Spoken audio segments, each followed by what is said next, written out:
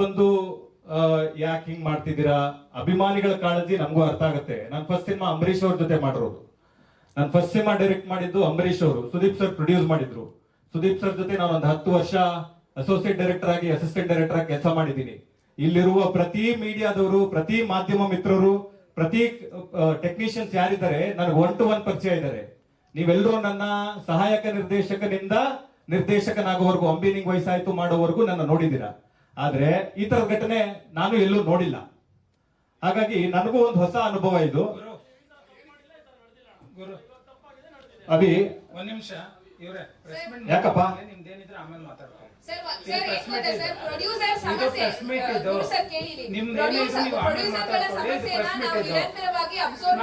Phone ಮಾಡ್ಕೊಂಡು ಕೇಳ್ಕೊಂತೇವೆ ಬಿಡಿ.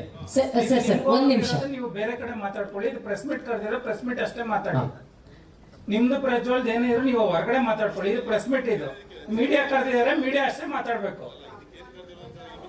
ನೀವು ಆಮೇಲೆ ಮಾತಾಡ್ಕೊಳ್ಳಿ.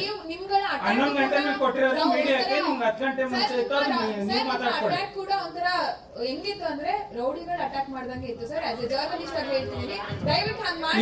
ಗುರು, ಹಲೋ ಗುರು, ಅಂದ್ರೆ ನಿಮ್ಮ ಪ್ರಶ್ನೆ ಸರ್, ನೀವು ಕೇಳಿ ಸರ್, ಕೇಳಿ ಸರ್. ನಿಮ್ಮ ಪ್ರಜ್ವಲ್ದು ಅಥವಾ ನಿಮ್ಮ ಅವ್ರ ಫ್ಯಾನ್ಸ್ ಏನಿದೆ ನೀವು ಹೊರಗಡೆ ಇಟ್ಕೊಳ್ಳಿ.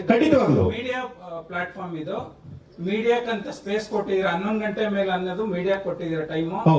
ಮೀಡಿಯಾ ಇಟ್ಕೊಳ್ಳಿ. ನೀವು ಮಿಗ್ದೇದೆಲ್ಲ ಕಳಿಸ್ಕೊಳ್ಳಿ, ಅಥವಾ ನೀವು ಸೈಲೆಂಟ್ ಆಗಿ ಇರಕ್ಕೆ ಹೇಳಿ.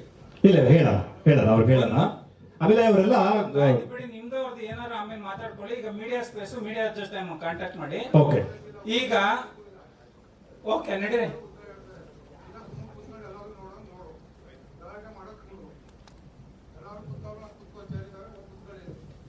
ಸರ್ ನಿಮ್ಮ ಪ್ರಶ್ನೆ ಕೇಳ್ಬೋದು ಸರ್. ಓಕೆ ಇವರೇ ಗುರು, ಕಳಿಸಿ ಸರ್, ಕಳಿಸ್ಬೋದು. ಗುರು ಸರ್, ಹಾ. ಸರ್ ನಿಮ್ಮಲ್ಲಿ ಇವ್ರೆ ಇಲ್ಲಿ ಒಂದ್ ನಿಮಿಷ. ಸಮಸ್ಯೆ ಇದ್ರೂ ಕೂಡ ದಯವಿಟ್ಟು ಅದನ್ನ ನೇರವಾಗಿ ಹೇಳ್ಬಿಡಿ ಸರ್. ಏನೋ ಸಮಸ್ಯೆ ಈಗ ಅಂದ್ರೆ ಈ ಟೀಮ್ ಗುರು, ಆಯ್ತು ಅಂತ ಹೇಳಿ. ಗುರು, ಈಗ ಪ್ರಜ್ವಲ್ ಬರ್ದೇ ಇರೋದಕ್ಕೆ ಯೂಶುವಲ್ ಆಗಿ ಪ್ರಜ್ವಲ್ ಅಂತ ಅಲ್ಲ, ಯಾವುದೇ ಹೀರೋ ಅಥವಾ ಆರ್ಟಿಸ್ಟ್.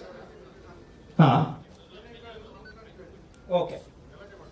ಈಗ ಯಾವುದೇ ಹೀರೋಯಿನ್ ಅಥವಾ ಆರ್ಟಿಸ್ಟ್ ಯಾರೇ ಬರ್ಲಿಲ್ಲ ಅಂದ್ರು ಮೇನ್ ರೀಸನ್ ಇರುತ್ತೆ, ಅವ್ರಿಗೆ ಪೇಮೆಂಟ್ ಸೆಟಲ್ ಆಗಿರಲ್ಲ ಅನ್ನೋದು ಒಂದು ಮೇನ್ ರೀಸನ್ ಇರುತ್ತೆ. ಅವ್ರ ಪ್ರಮೋಷನ್ ಬರ್ತಿಲ್ಲ, ಡಬ್ಬಿಂಗ್ ಮಾಡ್ತಿಲ್ಲ ಅಂತಂದ್ರೆ ಅವ್ರಿಗೆ ಪೇಮೆಂಟ್ ಕ್ಲಿಯರ್ ಆಗಿರಲ್ಲ ಅನ್ನೋದು ಒಂದು ಇಶ್ಯೂ ಇರುತ್ತೆ. ಅಥವಾ ಶೂಟಿಂಗ್ ಸೆಟಲ್ ಅಥವಾ ನಿಮ್ಮ ಇಂಟರ್ನಲ್ ಏನಾದ್ರೂ ಪ್ರಾಬ್ಲಮ್ ಆಗಿರುತ್ತೆ ಅನ್ನೋದು ಎರಡೇ ಇಶ್ಯೂ ಮೇಜರ್ ಆಗಿರುತ್ತೆ. ಇಲ್ಲ, ಇದಕ್ಕೆ ಉತ್ತರ ಕೊಟ್ಬಿಡ್ತೀನಿ.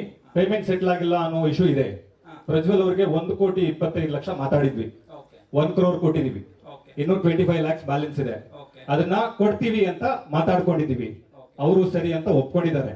ಆಯ್ತಾ? ಅದಾದ್ಮೇಲೆ ಈ ಹೊಸ ಇಶ್ಯೂ ಯಾಕೆ ರೈಸ್ ಆಗಿದೆ ಅಂತ, ಅಥವಾ ಇವ್ರಿಗೆ ಏನಾದ್ರು ಅವ್ರ ಜೊತೆ ಸಮಸ್ಯೆ ಇದೆಯಾ ಅಥವಾ ನಮ್ ಜೊತೆ ಸಮಸ್ಯೆ ಅದ್ರ ಬಗ್ಗೆ ಕೇಳ್ತಿಲ್ಲ, ಫ್ಯಾನ್ಸ್ ಬಗ್ಗೆ ಕೇಳ್ತಿಲ್ಲ. ನಿಮ್ಮ ಪ್ರಜ್ವಲ್ ಮತ್ತೆ ನಿಮ್ಮ ಸಿನಿಮಾ ಬಗ್ಗೆ ಅಷ್ಟೇ ಮಾತಾಡ್ತೀನಿ. ಯಾಕೆ ಅಂತಂದ್ರೆ ನೀವು ಇದ್ರ ಹಿಂದೆ ಬಿಟ್ಟಿರೋ ಒಂದು ಮುದ್ದುಗುಮ್ಮ ಸಾಂಗ್ ಅಲ್ಲೂ ಕೂಡ ಅವರ ವಾಯ್ಸ್ ಇರ್ಲಿಲ್ಲ. ಹೌದು. ಈಗ ನೀವು ಯಾವ್ದೇ ಕಂಟೆಂಟ್ ಬಿಟ್ರು ಕೂಡ ಅವ್ರ ವಾಯ್ಸ್ ಇಲ್ಲ. ಹೌದು. ಯಾವ್ದೇ ಒಂದು ಸಿನಿಮಾಕ್ಕೆ ಡಬ್ ಮಾಡಿಲ್ಲ ಅಂತಂದಾಗ ಅದು ಕ್ವಶನ್ ರೈಸ್ ಆಗೇ ಆಗುತ್ತೆ. ಬರೀ ಅವ್ರ ಫ್ಯಾನ್ಸ್ ಅಲ್ಲ, ಆಡಿಯನ್ಸ್ಗೂ ಕೂಡ ಅವ್ರ ಪರ್ಟಿಕ್ಯುಲರ್ ಆರ್ಟಿಸ್ಟ್ ವಾಯ್ಸ್ ಇರ್ಲೇಬೇಕಾಗುತ್ತೆ. ಸೊ ಅದನ್ನ ನೀವು ಫುಲ್ಫಿಲ್ ಮಾಡೋದಕ್ಕೆ ಏನು ಪ್ಲಾನ್ ಮಾಡ್ಕೊಂಡಿದ್ರ ಅದನ್ನ ಹೇಳಿ. ನಾವು ಈ ಟ್ರೈಲರ್ ಆದ್ಮೇಲೆ ಅವ್ರ ಹತ್ರ ಹೋಗಿ, ನಾವು ಆಲ್ರೆಡಿ ವಿಷಯ ಏನ್ ಹೇಳಿದೀನಿ ಅಂತ ಕಮ್ಯುನಿಕೇಟ್ ಮಾಡಿ, ಟ್ರೈಲರ್ ಆದ್ಮೇಲೆ ಅವ್ರ ಹತ್ರ ಹೋಗಿ ಡಬ್ ಮಾಡಿ ಉಳಿದಿರೋದು ಏನಿದೆ ನಾವು 4 ಗೋಡೆ ನಡುವೆ ಕೂತು ಮಾತಾಡಿ ಬಗೆಹರಿಸ್ಕೊಳ್ಳೋಣ ಅಂತ ಅವ್ರಿಗೆ ಮಾತಾಡಿದೀವಿ.